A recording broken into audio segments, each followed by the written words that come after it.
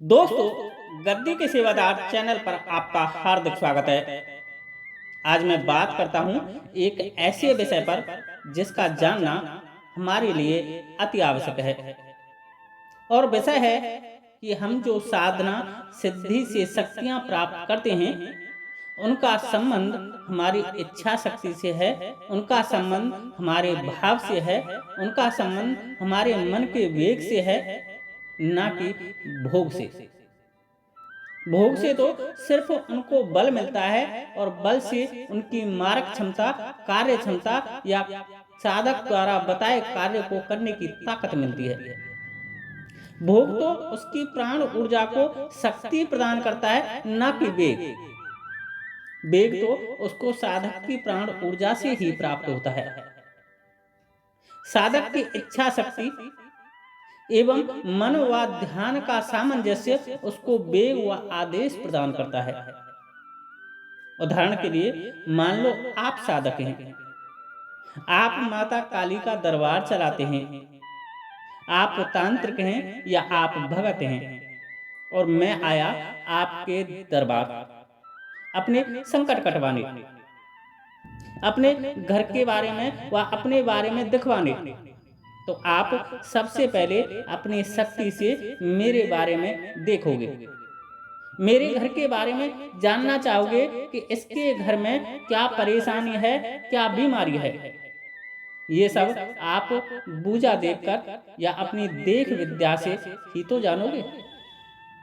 आप अपने ध्यान को मुझ पर या मेरे घर के नाम पते पर केंद्रित करके ही तो जानोगे। ये सब तुम अपनी उस शक्ति को अपने मन की गति से, अपने प्राण ऊर्जा के बल से, ध्यान क्रिया के द्वारा ही तो मेरे बारे में सब कुछ पता करोगे। तो दोस्तों, यह सब एक मानसिक अवक्रिया ही तो हुई। फिर इसमें बताइए भोग की कहाँ आवश्यकता हुई। इसमें जो कुछ आपने मेरे बारे में जानने के लिए किया, वह सब अपने मन व ध्यान से ही तो किया। बताइए इसमें भोग की आवश्यकता कहाँ हुई।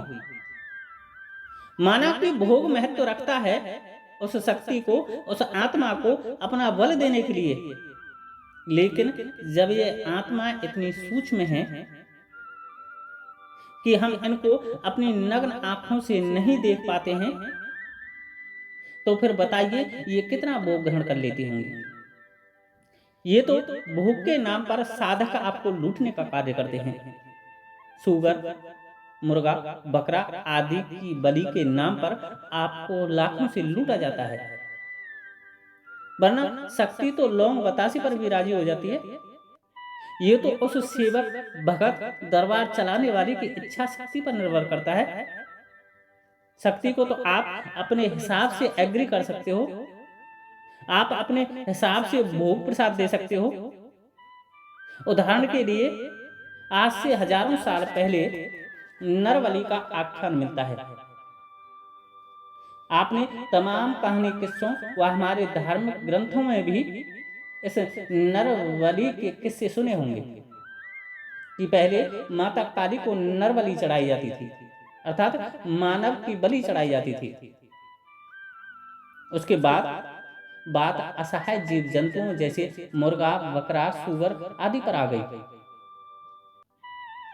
जो कि आज भी प्रचलित है। और आज की तारीख में सिर्फ माता नींबू, पान, पेड़े, लौंग, बतासे आदि से मान जाती है और मानकर कार्य भी कर रही है।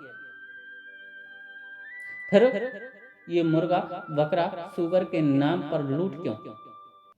फिर ये ही भोग माता को क्यों चाहिए? दोस्तों, अब आप समझने का प्रयत्न करना। यदि माता काली को नरबलि ही चाहिए थी, किसी की बात मानने के लिए, किसी का कार्य करने के लिए, तो फिर पशुओं की बलि क्यों दी गई? और यदि पशुओं की बलि लेकर ही कोई कार्य करना था, तो फिर अब नींबू, पान, पेड़े, लौंग, बतासे से क्यों मान गई? इसके पीछे दो ही कारण हो सकते हैं। पहला, या तो माता काली को साधक ने बेवकूफ बनाया है, अर्थात भगत माता काली को ही बेवकूफ बना रहा है, या फिर वह हम सबको बेवकूफ बना रहा है। दूसरा कारण ये हो सकता है कि माता काली यह जानती ही नहीं कि स्वाद क्या होता है, अर्थात माता काली भोग प्रसाद के स्वाद को जानती ही नहीं है, तभी तो वो नरबलि, पशु बलि व नींबू पान पेड़ के स्वाद में अंतर नहीं कर पाई। या फिर साधकों ने यह सोचकर शक्ति को बेवकूफ बनाया कि जिस तरह नरबलि, पशु बलि के खून व मांस का स्वाद, रंग, कलर होता है, जिस तरह माता काली को मुंडों की माला धारण करती हैं, वैसे ही माता काली को नींबू की एक माला पहना दो और माता को खून का एहसास कराने के लिए, रक्त का स्वाद चखाने के लिए पान खिला दो, क्योंकि दोस्तों चूना लगा पान रक्त स्वाद का अनुभव देता है। और दोस्तों ताज्जुब की बात यह है कि आज के समय में माता इन सब के लिए राजी भी हो गई, लेकिन यहाँ तक समझने के बाद मेरे और आपके मन में एक रहस्यमय जिज्ञासा जरूर उत्पन्न हुई होगी कि इतना फेरबदल साधकों ने, भक्तों ने माता काली के भोग में किया और माता ने उनके अनुसार मान भी लिया। माता ने यह सब स्वीकार कर लिया, जबकि आप लोग एक दिन भी बिना सब्जी की रोटी नहीं खाते। आप लोग बिना लहसुन प्याज की तड़का के बगैर कोई सब्जी पसंद नहीं करते। आप लोग बिना दारू मीट के एक दिन भी नहीं रह सकते। और इस सब से यही प्रमाणित होता है दोस्तों कि आप चालाक व चतुर हो और माता काली बेवकूफ। उन्हें किसी भी प्रकार के स्वाद की समझ नहीं है। उनको नरबलि दो या पशु बलि दो या फिर नींबू व पान पेड़ का भोग दो, वो स्वाद को जानती ही नहीं है।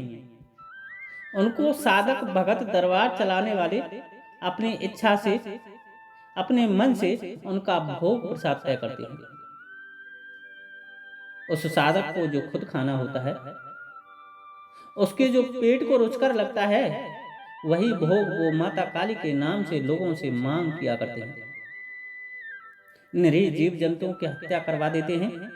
ताज्जुब इस बात का है कि हम यह ज्ञात होने के बाद भी कि ये सब गलत है, माता काली कोई नरबलि, कोई पशु बलि नहीं लेती हैं, लेकिन फिर भी हम लोग उनके सहभागी बनते हैं। जबकि दोस्तों वास्तविक बात यह है कि ये सब करके हम पितृदोष को बढ़ावा दे रहे होते हैं। हम अपने पितरों को नाराज कर रहे होते हैं। हम क्षणिक सुख के लिए यह सोचकर कि हमारे घर से तंत्र कट जाएगा, दुष्ट प्रेत आत्मा भाग जाएगी, तो यह सब हम गलत सोच रहे हैं। दोस्तों सत्यता यह है कि शक्ति अंधी होती है, उसको ज्ञान, विचार, विवेक नहीं होता है, और इसी कारण शक्ति आने के बाद गुरु धारण करने की हमसे कहती है, जैसे कि वह सही मार्ग का चयन करे, क्योंकि उस शक्ति को हमारी प्राण ऊर्जा से चलना होता है, ना कि भोग से। तुम्हें इतने दिन से भोग नहीं दे रहे थे, या जब तक तुमने साधना करके उस माता काली की शक्ति को प्राप्त नहीं किया था, तब तक क्या माता काली भूखी ही बैठी थी? क्या उसको इतने दिन तक भूख नहीं लग रही थी? अरे वो चाहती तो कहीं से भी मुर्गा बकरा उठाकर खुद खा लेती। उसको हमारी क्या आवश्यकता थी? आपको भूख लगती है तो क्या आप सबसे पूछते फिरते हो कि मैं खाना खा लूं? फिर आप इतनी सी बात क्यों नहीं समझ पाते कि शक्ति साधक के मतानुसार चलती है, उसकी प्राण ऊर्जा से ऊर्जा प्राप्त करती है। भोग तो उसको वायव्य तत्व को बल देने के लिए होता है, उसके अग्नि तत्व को प्रखर करने के लिए होता है, उसके तमस तत्व को बढ़ाने के लिए होता है। तभी तो हम अग्नि पर भोग देते हैं, और भोग से जो गंध, जो धुआं बनता है, उसे वो ग्रहण करती हैं और तृप्त होती हैं।